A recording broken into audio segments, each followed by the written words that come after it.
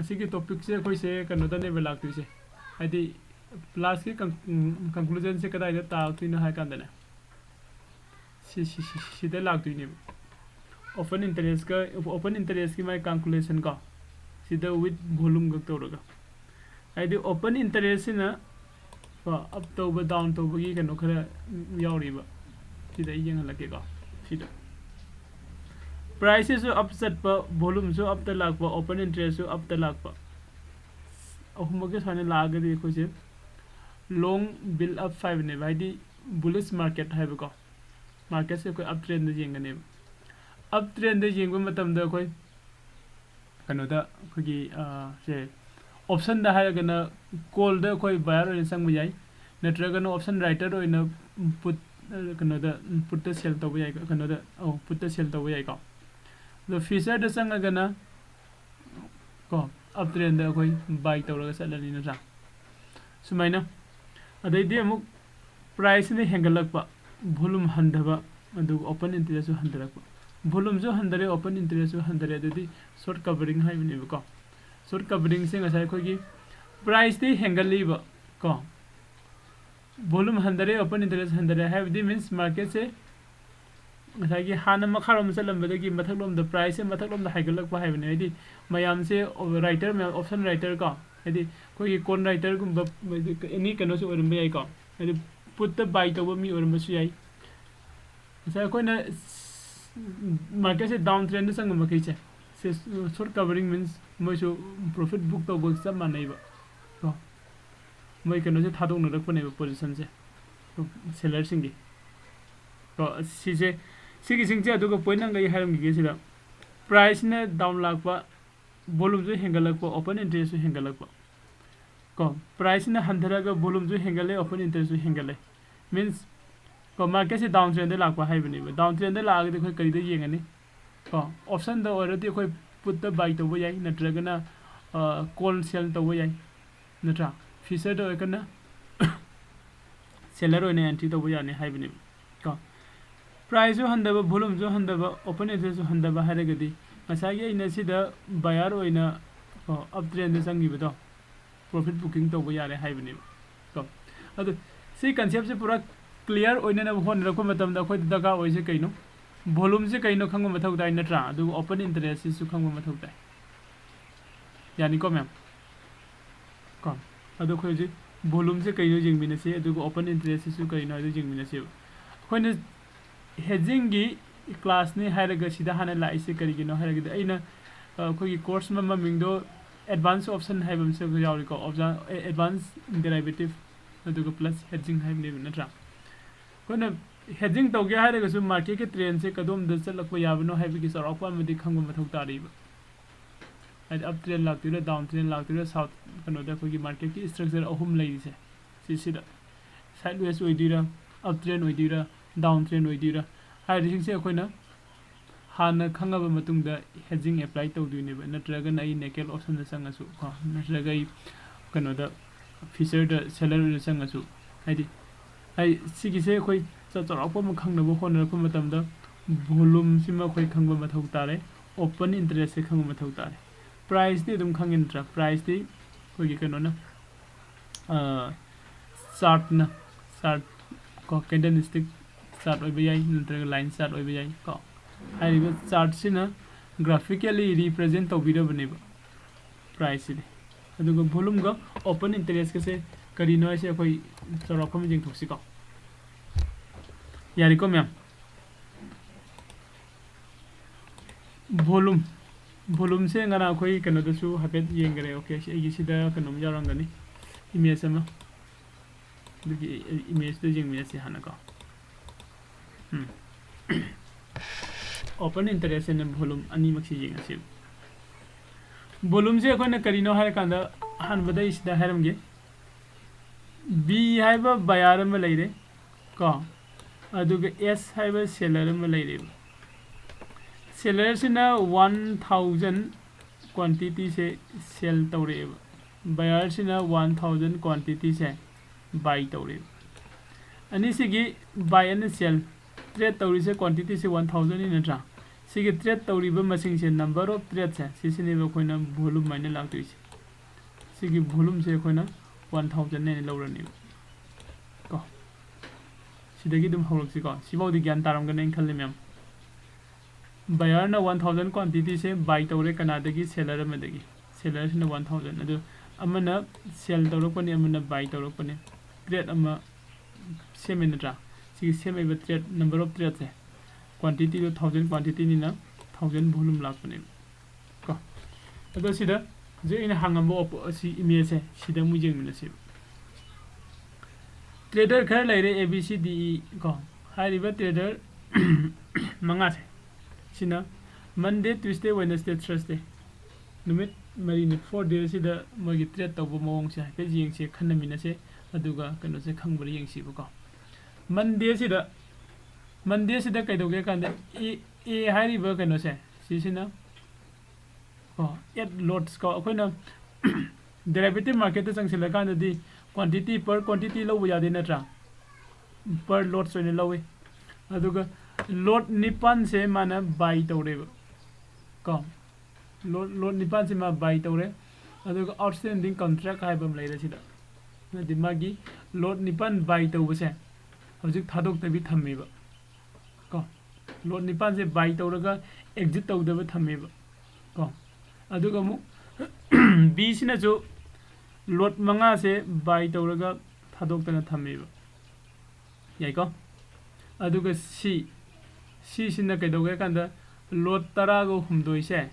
Cell तौरगा मासु थम्मेबा याइको अदु सिदा पुल अप ते कनो लाइसे खोइना सिदा येंगबु जाइसे कैनो कांदा को मसागी सिदा मन लोंग हारे इसे बाय तौरगा थम्बनी को शॉर्ट हाइसिने सेल तौबने सिमा खंगबिरो कलर दा सुदुम खंगबिरो को सिगी नुमिसिगी मंडे की नुमिसिदा कोइना वॉल्यूम मदि नंबर ऑफ ट्रेड्स क्या होगी वो ओपन इंटरेस्ट ना क्या होई बाहिने येंगागदी को अनि से तिनसिनरगा येंगासे फर्स्ट को बाय दा क्या नो होइसे 13 सेल दा क्या नो 13 को सिगी नंबर ऑफ ट्रेड तो हदि वॉल्यूम से 13 ओइरनिबा मसाइना सोमदा हागिबदो बायर मन सेलर मदगी 1000 क्वांटिटी लौ हाइबगी वरी दुनिको सेल तौरे 13 ने बाय तौरे से 13 ने अदुना टोटल वॉल्यूम से 13 ओरेबा हाइरिबा सिगी वॉल्यूम सिदा क्रिएट तौगरिबा अहानबा फर्स्ट डे मंडे दा फॉर्म तौगरिबा रिक्रिएट तौगरिबा ट्रेड मसिकनो से हजिक ओपन द नकन लाइरिबा एग्जिट तौगरिबा को सिगी ट्रेड मसिंग सिनेबा सिदा मुखुं लाइसना 13 अनि सिगी खेनबा लाखिने फर्स्ट डे दा खितंग ngau yai ko second day third day boxi joksing ise aduga yengsi begyan ta dabse ko tuesday jawra kan sida kaidoge kan da ngasai gi sida e hari bu nupa do na 8 ko lots lei de thamgi bu do 6 ama thado khare bu sida yai ko 6 ama thado khare aduma gyana 8 lei de ma do 6 thado khadi 2 da ngai hore ko सिम अदोइदे अमुक सिदा मसागी सी हारिबा trader सिना कैदोगे मागी 13 cell तौरमबदो 6 L अमा bye तौरगा exit तौथोखरे तो साइ सिसिना bye तौरगा trade लौरकपनिना exit तौ मतमदा cell तौरगा exit तौरे सिना अमुक 13 सिना कनो से लौरकांदा अदुगा होगी 6 से बाय तौरगा एग्जिट तौथोखरे मार्केट से मागी से 13 सेल तौबनी हजिक 6 अमा थादोखदि 7 अमा लेहौरी को अदो ट्यूसडे की ओइना पुन्ने जेंग कांदा हजिक लेइसे कैनो आउटस्टैंडिंग कॉन्ट्रैक्ट हाइदि आउटस्टैंडिंग कॉन्ट्रैक्ट को आउटस्टैंडिंग कॉन्ट्रैक्ट्स तो हजिक लेहौरी से को outstanding contract means open interest तो कोई कैनो दो ओइदिने को हाइदि ट्रेड लोइसिनदरिबा ट्रेड तो को लोइसिनदरिबा ट्रेड तो हाइरसि लोइसिनदरिबा ट्रेड आउटस्टैंडिंग कॉन्ट्रैक्ट्स दे लेहौरी से सिदा A गी 2L अमा को ngसागी B गी 5L माने लौगिबदो मंडे दा हजिसु थादोक्तरिबो को 5 से C गी 13 दगी 6 अमा थादोखरे सिदा 7 अमा रिमेनिंग लेहौरि याइ को अदुदि ngसीगी ट्यूसडे नमिसिदा नंबर ऑफ ट्रेड क्या तौगे जेंगसी को सिगी नुमिसे नंबर ऑफ ट्रेड क्या तौगे द बाय तरुक सेल तरुक आदि बाय तरुक सेल तरुक ओइबनिना टोटल वॉल्यूम से 6 ओरनी याइको मैम खितंग ज्ञान ताबा होरानी सोइदा बाय तरुक अदुगा सेल तरुक ओइबनिना टोटल वॉल्यूम से 6 ओरनी अदुगा open interest total OI the ngasi gi na kya oiba hojik sida outstanding contract le hori ko ngarang dagi man lorok pasida ani me leide sim mangam leide buy da ko 7 sell da 7 nama ko andu ko dana tare da man ko yani ko monday gi mu repeat rom se monday da leise kaino buy da nipan ko a gi b gi 5 13 ne ba c sin sell da ko ne 13 high रिबसिगी 13 से number of trade से 13 ने सिगी 13 से मागी total volume सिनी को outstanding contract trade लोइसिन दब लेरिबा मयाम म लेरिदो अदुगी ट्रेड मसिंग दुनि बिस्ते लागतोसिन आउटस्टैंडिंग कॉन्ट्रैक्ट सु लेरिसे बाय द 13 सेल द 13 अदुगा ओपन एदि इंटरेस्ट OI से 13 ने मंडे द लेगिरिसे ट्यूसडे द जौरा कांदा को मसागी सिगी eight lots to the 6 sell to exit to market and kanoma c sin su buy to exit to buy taruk sell taruk lai buy taruk sell taruk lakpani na magi total volume se 6 oire ko outstanding da magi nipan lo da taruk thadu kadi ani le hori manga lo da manga mag le hori tara humdoi lo da taruk thadu khare tare le hori buy da taret aduga sell da taret ko punna कनो सी bye में cell में पुछलगे जेन कांदा total OI से 7 ने है Tuesday Wednesday मु यंग सिको ओ हाबिरो जे टोटल वॉल्यूम दी number of sell number of trades ने है को की number of buy amount of buy jiga amount of sell jiga every 13 each neba mane as the volume the 13 la eba asi volume the 13 ide masagi sida b buyer amaga seller amaga leireba ko aine stock market da sangaga buy toba sell toba haibase aigi adi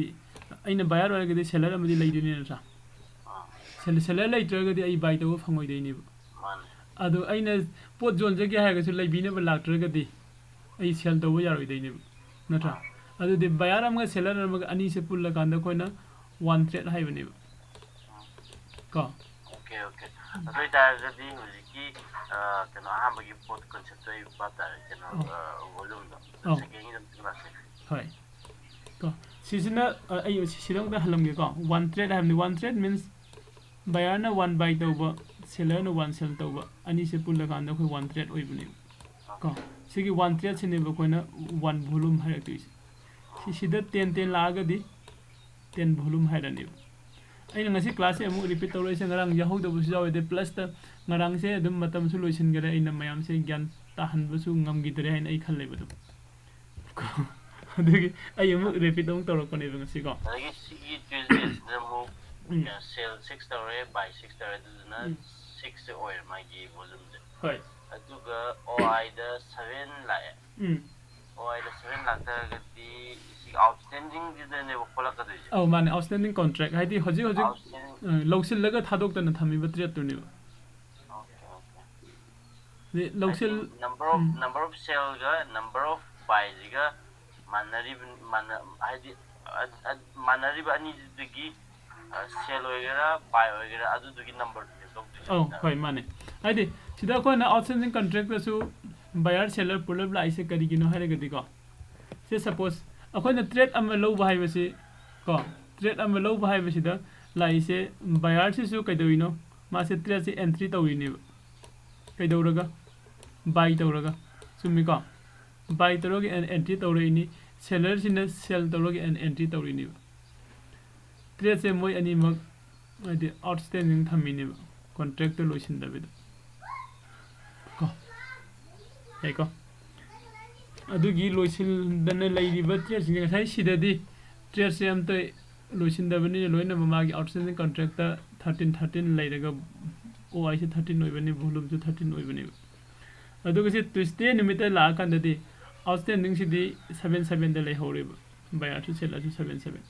aduga buy sell sida buy sell tawise kaino mamangda sina buy tawgiba sina sell tawgiba haina lawrusiba a na buy tawgiba c na sell tawgiba kano se a sina kuma sell tawtho kanda c sisu magi kano se thadokpagi sell tawthoreba buy tawsileba ko adu ani se mu pula kanda volume ma sema pani adi OI ge volume gi kitang khena base ko number of trades adu na koina option chain analysis sang silogi yeng kanda open interest sina ka hena yam draga volume sina myam jam ngani ba kagino hagadi volume sidi hojik sida uri sini aina trade low matam da su ko trade low matam da su sida volume mu oi gari ko adu sina sell tong thore mana se lesil laga thamade sell tong thore sisu buy tong sile sigi masing se sisu mu kam volume ne bulak tise Wednesday da mulak ko khare hena mu gyan tarak na Wednesday da laksi Wednesday sida e hari but trader sina 10 lot se mu buy tawre ko magi hana remaining kya legi outstanding 2 legi ba Tuesday da ko 10 siga 2 siga pullaga magi hoji outstanding se 12 lot se ma hoji buy tawra thammi position da yai ko aduga B hariba nupa se su 2L amasu mu hapsile 2 lots amasu mu hapsile aduga magi hana outstanding da 5 leibane siga pulla kanda 7 se sujile ko aduga C se ngasagi magi 7 sell tawra thammi thadok tari aduga D se su trade tawsile D se na 12 lot se sell tawre ko adu sigi numit sida pull up the outstanding le hori sidi 12 plus 7 ko 19 buy laire 19 sell laire adun open interest te 10 open interest 19 laigare adu numit sida trade tawgiba masing di buy the 12 sell the 12 ko adun magi volume sina 12 se oi hai yani ko trade sida mu jengse trade sida mu la kan dang sagi sigi a hari banupa sigi idum nupa dum hari ko trader se a trader sigi 12L se sai ko outstanding de leidam badu ma sell tak thokre B gi su sell tak thokre ko C su kai dogore C su magi 7 leidam basida 5 thadokre D ko D sina magi 12 leidam basida 12 thadokre ko okay sida magi ngasagi C sigi 7 leidam bada 5 thadokuni ko B C su 7 leidam bada 5 thadwe adu hoji total volume se kya tarage ye buy tawi se kya na 17 ni sell tawi se kya na 17 ni adu total volume se 17 tare open interest di outstanding contract ko open interest outstanding contract se oidi ni A gida outstanding contract amta leitare B da 2L buy tawraga leiri C da 2L sell tawraga leiri D gi outstanding amta leitare sai matam da magi OI se 2 khukta mungani yani ko discussion namu to minase si player oi bio phadana do मैं open interest के volume को दुम गाव बने को दुम गाव बने even आई सामक सु सुम थादो खर कांद काव के तोर को सिया सीजनरी में कई सुम निसिंग बने को अदो हया कोई न सिदा येंग क्युसे आइना सिदा open interest के volume को सिया मकन मयाम द खंगना बो होन रे से ngसागी आदगी कनो दु नेबे लागतिसे सिदगी से long below की short covering short below को long unwinding guys si khangna na bi ho amu khona rak bane क्या question hangning ba leina ri bro myam yana da boloi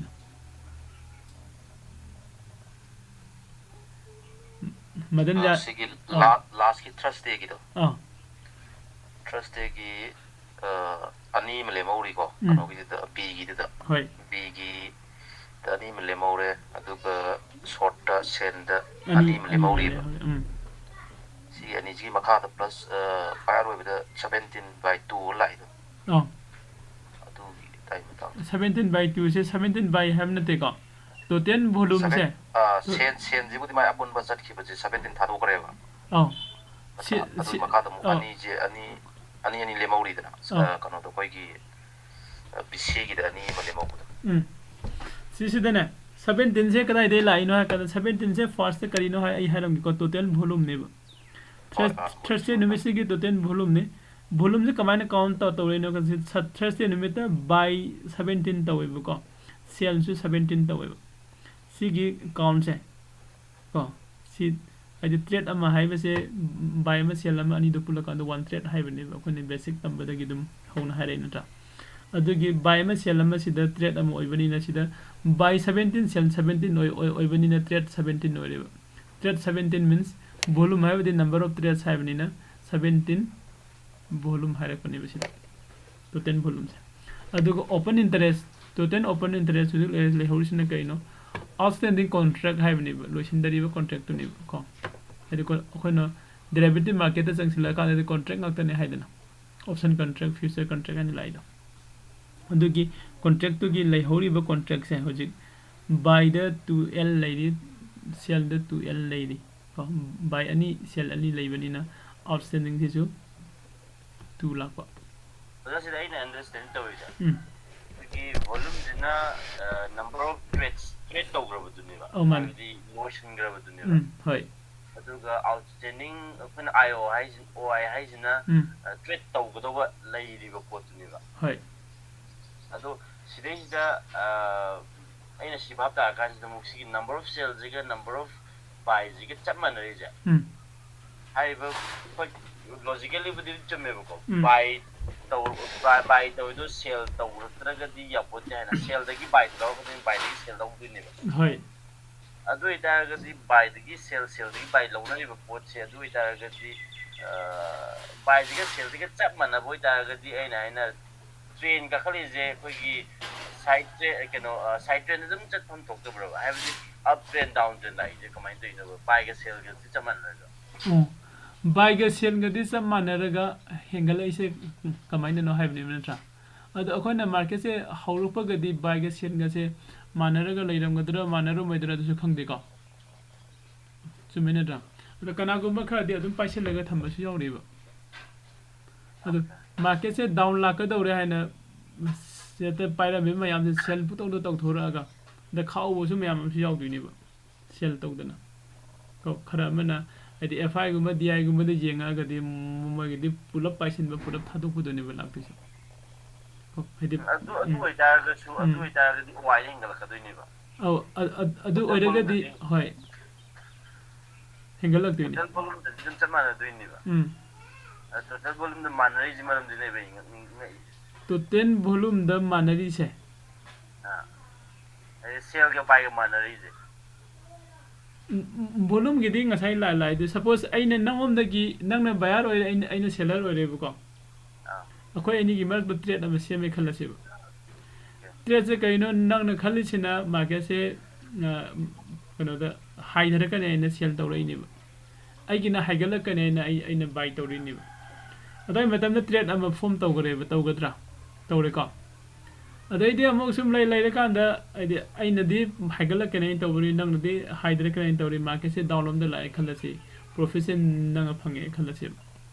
ko profession phanga kanda aina es pesa se mangduna ban aina trade thadorok bai ai gi sell ngasai buy tawro lo mo sell taw thok ni na sell tawro gi exit tawro ni chummi ko nangi na muk exit tawdo kaidoro ani buy tawro gi exit tawduni chumdra nangi buy tawro gi exit tawduni aina sell tawro gi exit tawduni adu su trade ama muk sembra id one trade haigdi buy ama sell ama ga haire ibnina ngasai ahan bada aina buy tawro ga nanga sell tawro ga trade ama form tawgreba hauji amuk ai gi trade se exit tawro pagi da aina sell tawre nang no buy tawro kan da trade ama su mu semi तो हाइरिबा अकोन बगे trade सिदी open interest दि लारोइबा कगिना सीसीदी exit तौरो को trade ने the by के कनो गसिदी मानरगा दि दुम लाकने आइदि bye म cell म नट्रगा दि ट्रेड अम ओइदे अदुगा कनो वॉल्यूम सु क्रिएट तब यारोइबा ꯑꯗꯨ ꯃꯥꯔꯀꯦꯠꯀꯤ ꯉꯁꯥꯏꯒꯤ ꯑꯣꯄꯟ ꯏꯟꯇꯔꯦꯁꯀꯤ ꯍꯦꯟꯒꯠꯂꯛꯄ ꯍꯟꯊꯔꯛꯄꯗꯨꯗꯤ ꯍꯧꯖꯤꯛꯀꯤ ꯀꯩꯅꯣꯗꯨꯅꯦꯕ ꯀꯟꯁꯦꯞꯇꯨꯅꯦꯕ ꯃꯥꯔꯀꯦꯠꯁꯦ ꯃꯊꯛꯇ ꯀꯥꯈꯠꯂꯛꯑꯒ ꯂꯩꯕ ꯊꯥꯗꯣꯛꯄ ꯂꯩꯕ ꯊꯥꯗꯣꯛꯄ ꯍꯥꯏꯗꯤ ꯑꯩꯈꯣꯏꯅ ꯌꯥꯝ ꯚ꯭ꯌꯨꯁꯦ ꯈꯤꯇꯪ ꯄꯤꯛꯇꯛꯅ ꯌꯦꯡꯉꯀꯥꯟꯗ ꯂꯩꯕ ꯖꯣꯟꯕ ꯃꯁꯤꯡꯁꯦ ꯆꯞ ꯆꯞ ꯃꯥꯟꯅꯕꯅꯤꯅ ꯀꯃꯥꯏꯅ ꯍꯥꯏꯒꯠꯂꯛꯇꯣꯏꯅꯣ ꯍꯥꯏꯅ ꯈꯟꯕꯗꯨꯅꯦꯕ ꯅꯠꯇ꯭ꯔꯥ ꯑꯁꯣꯝꯗ ꯊꯥꯗꯣꯔꯛꯄꯒꯤ ꯂꯩꯕꯒꯤ ꯑꯗꯩꯗꯤ ꯑꯃꯨꯛ ꯃꯥꯒꯤ ꯃꯥꯔꯀꯦꯠꯀꯤ ꯗꯤꯃꯥꯟ ꯍꯦꯟꯒꯠꯂꯛꯄ ꯍꯥꯏꯕꯅꯦꯕ ꯁꯦꯂꯔꯅ ꯍꯟꯊꯔꯛꯄ ꯀꯣ ꯑꯗꯨ ꯂꯥꯁꯇ ꯁꯨꯝꯕ ꯀꯩꯅꯣꯁꯦ ꯍꯌꯦꯡ ꯑꯩꯈꯣꯏꯅ ꯃꯗꯟ ꯍꯧꯖꯤꯛꯁꯦ ꯇ꯭ꯔꯦꯠ ꯇꯧꯕ ꯀꯨꯏꯗꯔꯤ ꯅꯠꯇ꯭ꯔꯥ ꯑꯩꯈꯣꯏꯒꯤ ꯀꯩꯅꯣꯝꯃ ꯊꯦꯡꯅꯔꯛꯈꯤꯅꯤꯀꯣ ꯃꯥꯔꯀꯦꯠꯀꯤ ꯑꯩꯈꯣꯏꯒꯤ ꯁꯨꯝ ꯃꯥꯔꯀꯦꯠꯇ ꯆꯠꯂꯝꯕꯗꯤ ꯆꯞꯀ ꯂꯦꯞꯊꯣꯛꯈꯤꯕ ꯀꯩꯝꯇ ꯂꯦꯡꯗꯕ ꯊꯦꯡꯅꯔꯛꯈꯤꯅꯤꯀꯣ ꯕꯥꯌꯔ ꯂꯩꯇꯕꯒꯨꯝꯕ ꯅꯠꯇ꯭ꯔꯒ ꯁꯦꯂꯔ ꯂꯩꯇꯕꯒꯨꯝꯕ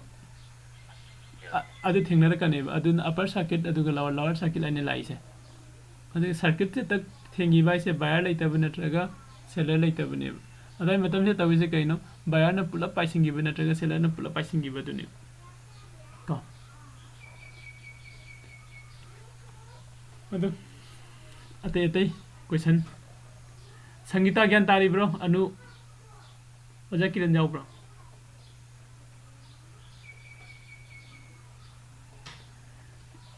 ꯒ꯭ꯌꯥꯟ ꯇꯥꯗꯕꯁꯦ ꯑꯗꯨꯝ ꯇꯥꯅꯅꯕ ꯍꯣꯠꯅꯁꯤꯀꯣ ꯃꯌꯥꯝ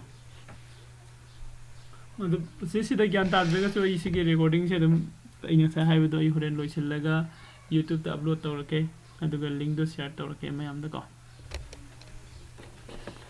ꯁꯤꯐꯥꯎ ꯂꯩꯔꯦꯅ ꯂꯧꯔꯁꯤ ꯑꯗꯨꯝ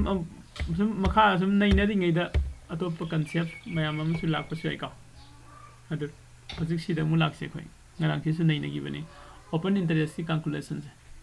ꯉꯁꯥꯏ ꯑꯩꯅ ꯍꯥꯏꯕꯗꯣ ꯉꯁꯥꯏ ꯑꯩꯈꯣꯏ ꯑꯣꯄꯟ ꯏꯟꯇꯔꯦꯁꯁꯦ ꯀꯩꯅꯣ ꯆꯥꯎꯔꯥꯛꯄ ꯑꯃ ꯈꯪꯉꯦ ꯚꯣꯂꯨꯝ ꯀꯩꯅꯣ ꯆꯥꯎꯔꯥꯛꯄ ꯑꯃ ꯈꯪꯉꯦ ꯀꯣ open interest hengalakpa price hengalakpa haibane ko sisini price hengalakpa side koi sum uba phangeba natra price hengalakpa side open interest hengalakpa aduga sida koina volume gi chart amaga hapsilaga di volume su hengalakpa sisu yengba yai ko adu sigi open interest hengalakpa price hengalakpa da koina uptrend da ko idi bullish market da koi yengba yane haibane trade se ko open interest hengalaga price na handharakpa adu open interest dum hengali natra open interest ne hengalaga price na handharakpa sina seller oina yengduine sina koina lam ta ha ba gidum ta oh bullish kido hujiki open interest hai da di trade tawnaba masing yame haibane ba open interest hengalakpa min trade se lowsin ba si hengalakpa ne ba anoba lowba duga price hengalais price demand wang khale hai ne ba demand wang khale ne ba haidi trade se yam lowsin da di demand hengale natra adu ita di market se uptrend ne ba jengai se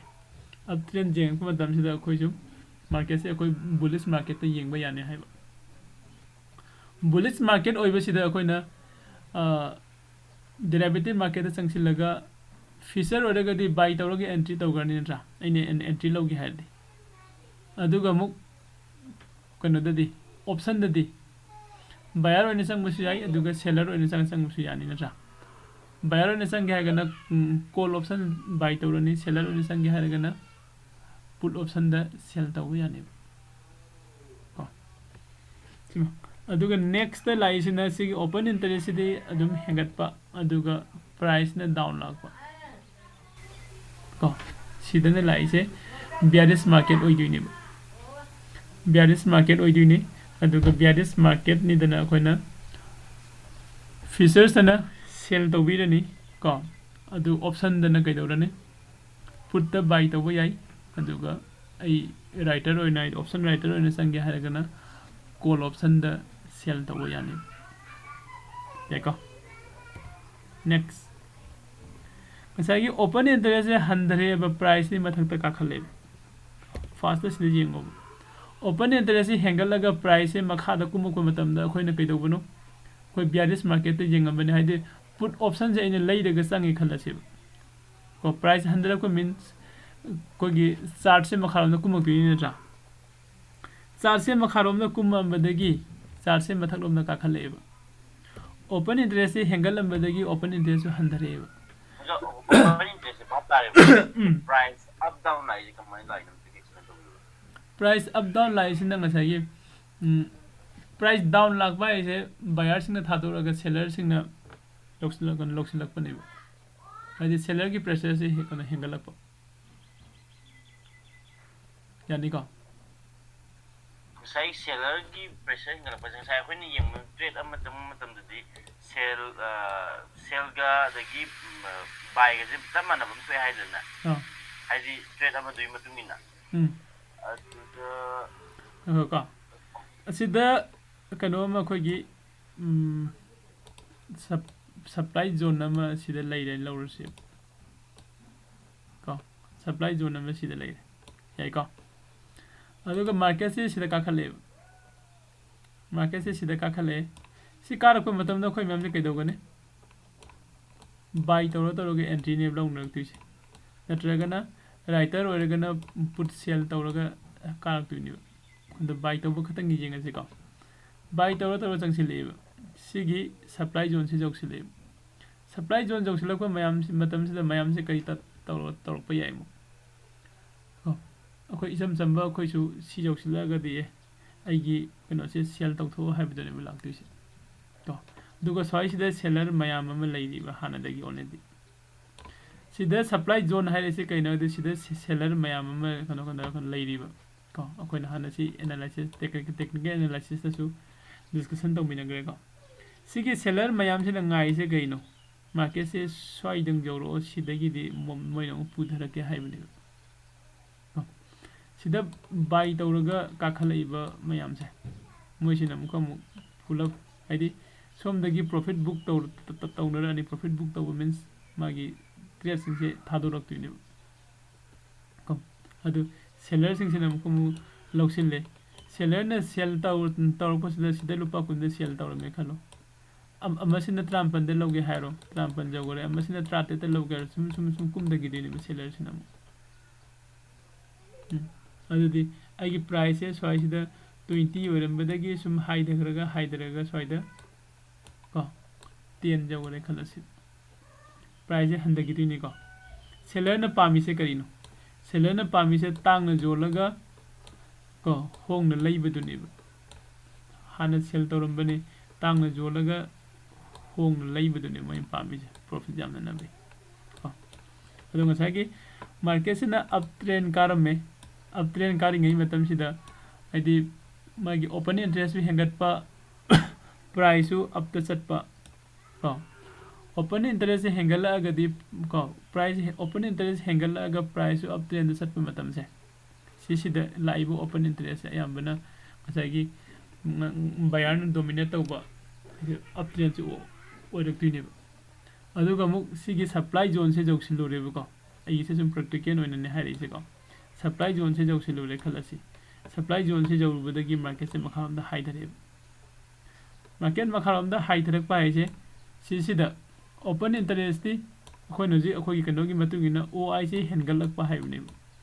oi hengalaga price na down lak pa haibne adu idi khoi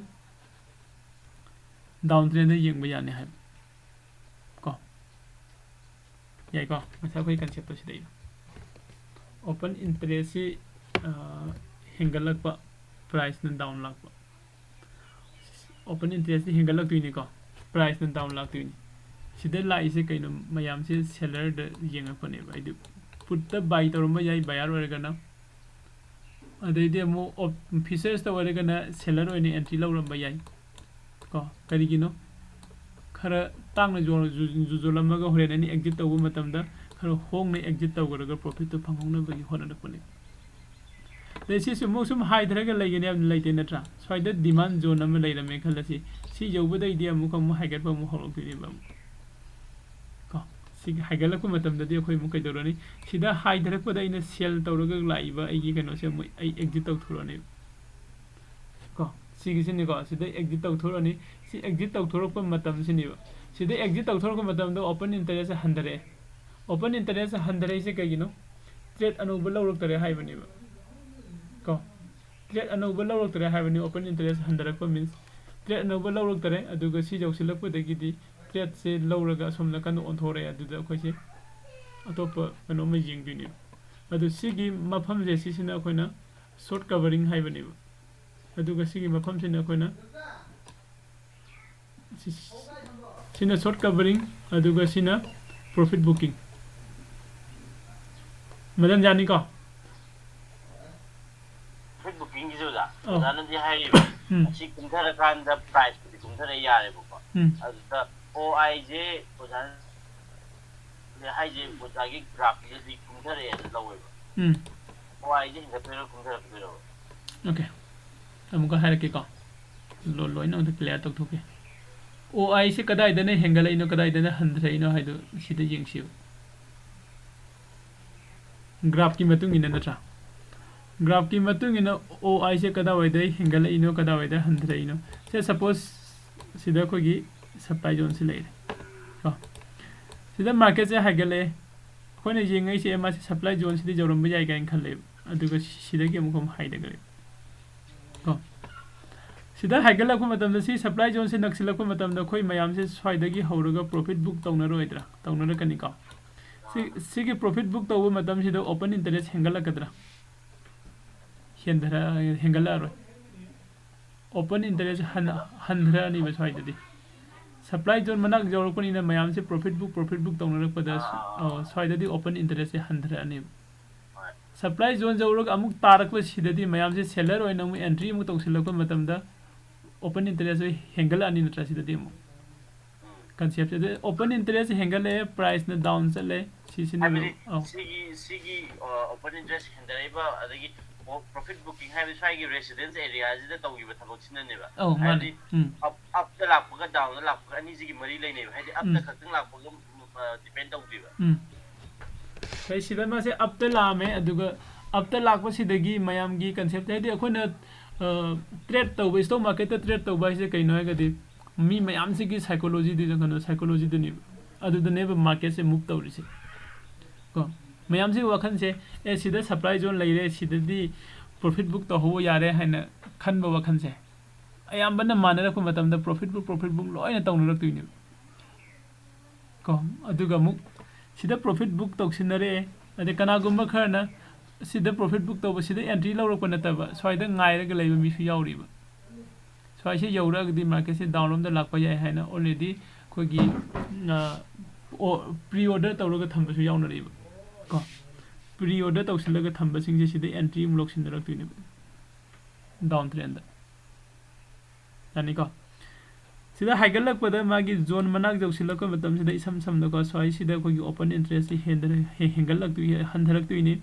aduga mu down trend de side mi mem entry tawsile sida mu open interest hengal ani open interest hengal ga price makha da lak tuini ko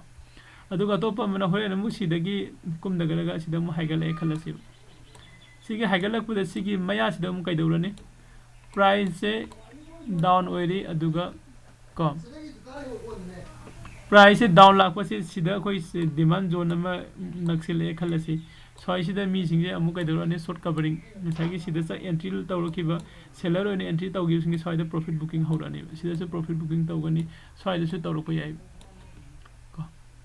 swai da taw the profit booking je profit book se koina sida high ko do sida short covering high adu sa mane ani koi kan profit lok thok pa tani swai sida short covering tawna ko matam sida yeng se ba sida di open interest di handharak tu ni ba loina handra ni atra audedi kitang se laga swaida lekhalak pa swaida di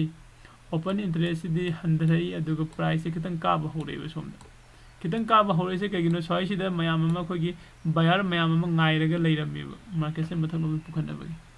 ade sida ka khalak ba mo horok pa dai sida di open interest mo hengala ani open interest hengala aduga price up ta lae adu ko nam up trend mu jinga chalu duina kadai bo sa tuino hore gi resistance natraga supply zone lairaba mafam haidi ai gi target to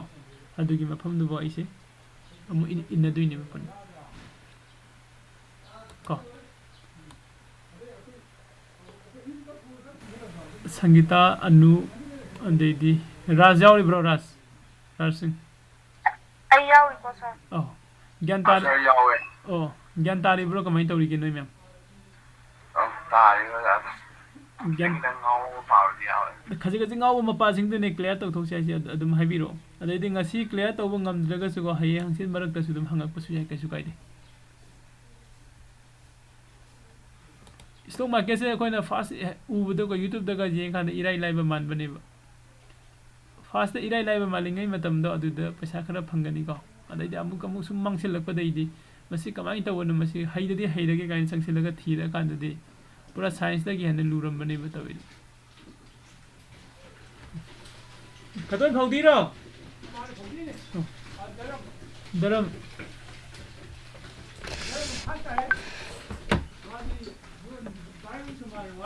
oh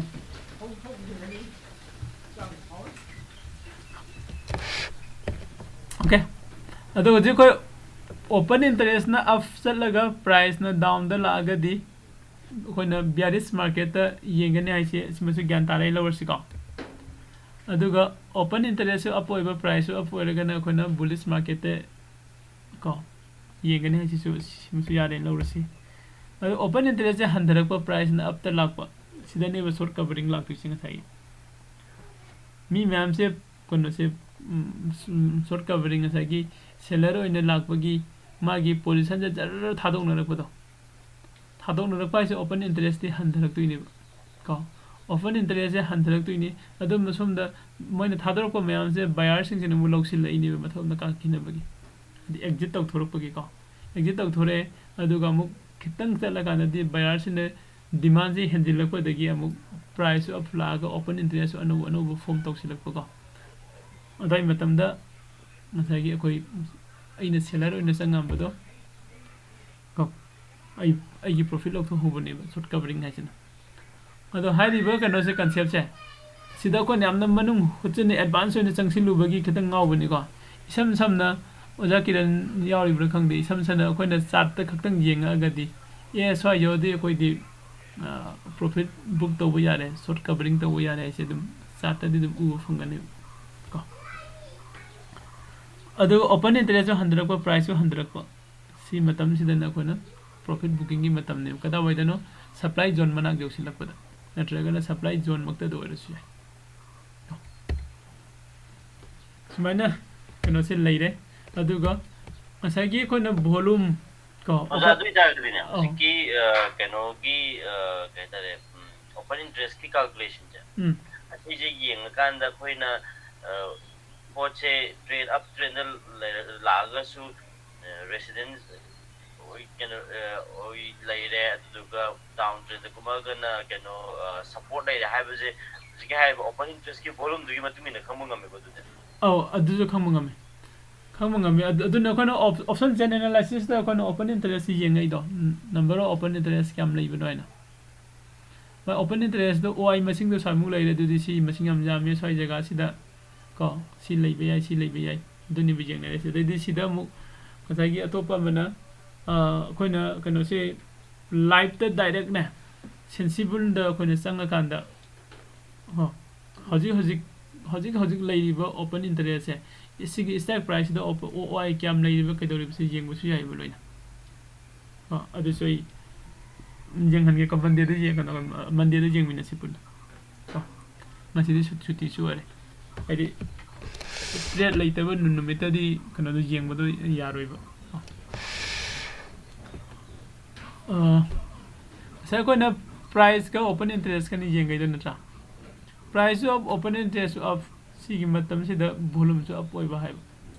ko sai sa manani ko open interest na down taro ko matam da volume so down to ba sida short covering ni price di up to sat to sigi image sing je noi pa ma so ai share to ke ko group ta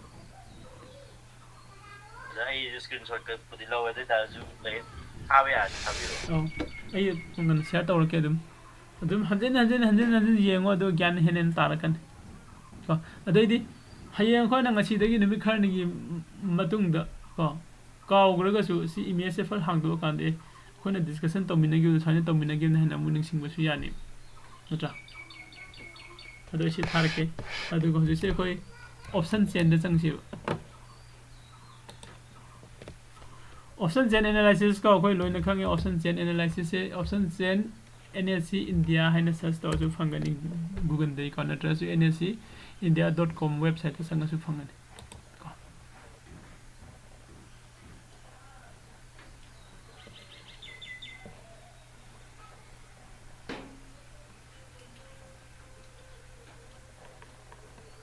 Let see the kitchen cutting cake. See later go open interest. Open interest later go volumes later, the price later. Stack price amongi tungan volume tungan open interest from the Ado masagi objective koina body sagibo number of open interest harakudoin. See the 15,300 has 15,300 is the open interest 51,770 at never. See method of the car for Indico. I did say cone sightness in the put signing, cone side I get the up training, put side and the down training.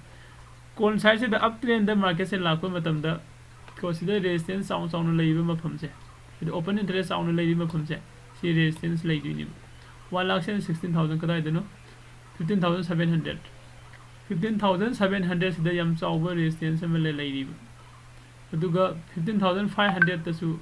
Kahanas over to 71,000 ladies. So I did Kakalagasu 15,500 the to guy with Kitan Waganiga Hava concept. Adu could see the OIC they come to you. Suppose I in a trade them Changiba. Oh, the 70,000 in a monax that I love to say 15,400 lowering colors. Why? I do I know calls it the Changiba. 15,450 that the profit booking to Hunter can have a getting a like doing it. I do the card police the card I guess in exit of the 15,400 Karaganda can all do it. Oh, other Kray Helakan, no, I got a kitten, can I get a duna kitten? I did Miami Tadro, Potado, Miracle is my pet like Ganico. Aduga, a coin, a quickie can say. Matina supplies on demand on Haido. I do mug joe drink either Manak Nagnadum to overpay. I see the 15. 5 minutes के start on थोड़ा के अदुग जिंग minute सिका the जिंग सिवा psyche कनो से माना सिदा high से मतलब ना काखल को मतलब द 43,489 कदा इधर नो 15,400 का 15,400 जिंग हो सिदा 15,400 से ताबरा का 15,400 is the resistance some solvent resistance Masa Malay lady Visita. Cocaram resistance not gonna say G. Cable.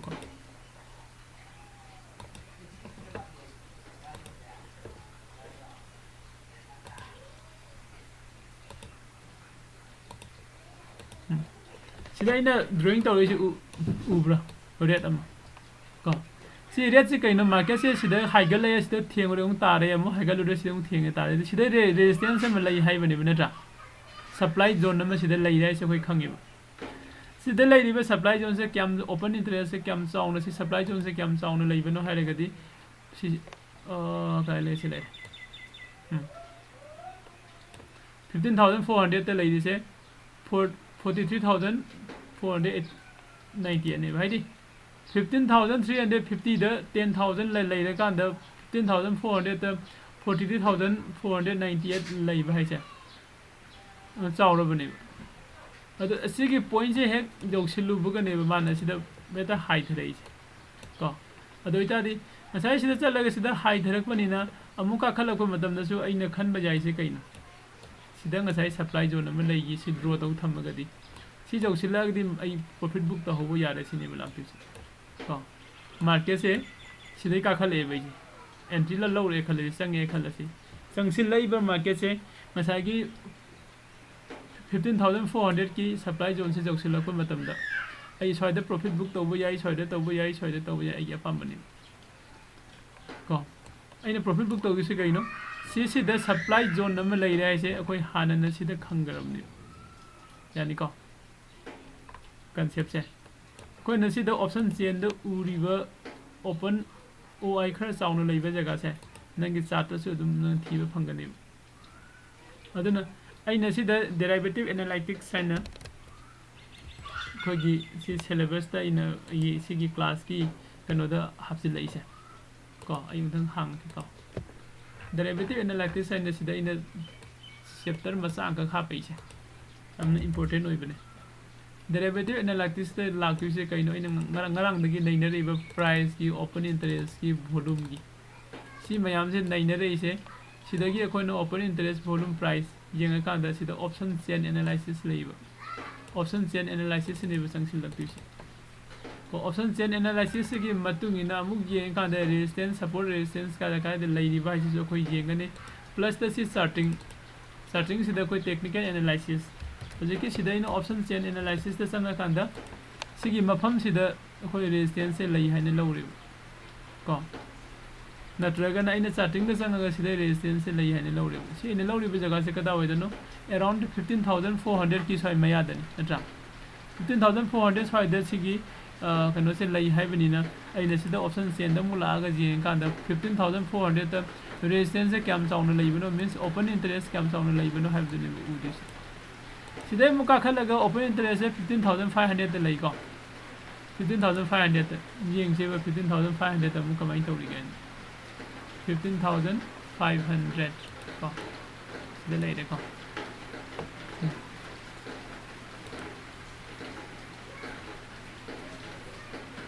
the lay 15,500 so I didn't so bogi jaga se oil and lower se left action da ko sida ka khala ko da de ko na sida yam chauna di udari bu ko adu left side da singa yengo ko sida khara palle atop ma pham ji lai rang ni ba so da chart se khara pixel da 15 minutes 15,500 sigi jaga sida mane lai hai se so the singa ka de khara lai ram do mane ko lap ma'am sound live bro nong cham kan sile nong ma khoni ta bro ta de ba sile yeng je ko 15,500 ko 15,500 ki jaga choi sile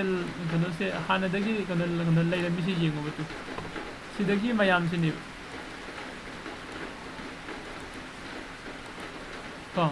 sidagi mayam lai isi then asi mafam je ma asi mayam se lai basina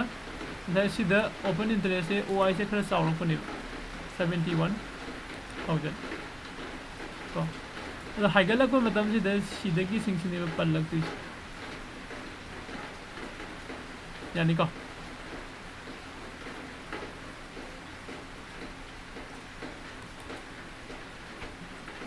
okay adudi loisila siro saida question lai nei bro me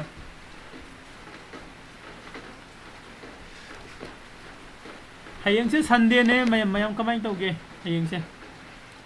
ai jo hangi taro min ne du class to du to dai sunday ne du mayam gi apam ba do idi dum yar ayuk to du ngang kang tau thuk si hai bro kari haina ba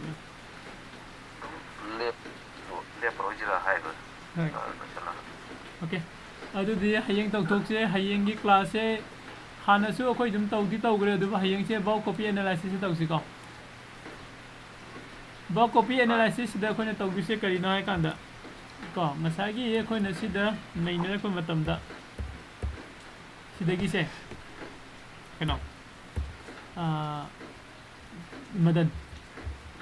da khone kana kano malai ko open interest se kamani kaya mi hengat pa adi sida ko na haire open interest wi hengat pa adai di price wi hengat pa haire open interest wi hengat pa price wi hengal ga de koi bullish market ta low ba yagani haibani nata adubu open interest da kaya mi hengal ga price ta kaya mi hengal kan da koi bullish ta yeng ba yabage haibase ko ba copy analysis na nei na kan da si phangak tuini ba open interest ki filter haina ina ba sem ga sign thami ba long build ta magi change oi se 10% aduga change price na 2% and above sane laga di koi view se bullish market da jing chi ga haina ko si khangna na bagi hona rakpa matam da ngasai gi sigi bow copy analysis se si haiba mu muthau tare yani ko ꯑꯗꯣ ꯍꯌꯦꯡ block copy ꯑꯦꯅꯥꯂꯥꯏꯁꯤꯁꯁꯦ ꯑꯩꯈꯣꯏ ꯍꯌꯦꯡ ꯇꯧꯁꯦ ꯍꯌꯦꯡꯁꯨ ꯂꯣꯏꯕꯁꯨ ꯉꯝꯃꯣꯏ ꯁꯤꯁꯦꯀꯣ ꯃꯟꯗꯦꯐꯥꯎ ꯑꯗꯨꯝ continue ꯇꯧꯒꯅꯤ ꯌꯥꯔꯤꯈꯩꯒꯤ ꯃꯌꯥꯝ ꯑꯗꯨꯝ ꯍꯌꯦꯡ ꯀ꯭ꯂꯥꯁꯁꯦ ꯌꯥꯎꯅꯕ ꯍꯣꯠꯅꯕꯤꯔꯛꯑꯣ ꯀꯣ ꯑꯗꯨ ꯊꯕꯛ ꯂꯩꯕꯁꯤꯡꯅ ꯌꯥꯎꯍꯧꯗ꯭ꯔꯒꯁꯨ ꯃꯟꯗꯦꯗꯁꯨ ꯑꯗꯨꯝ ꯌꯥꯒꯅꯤ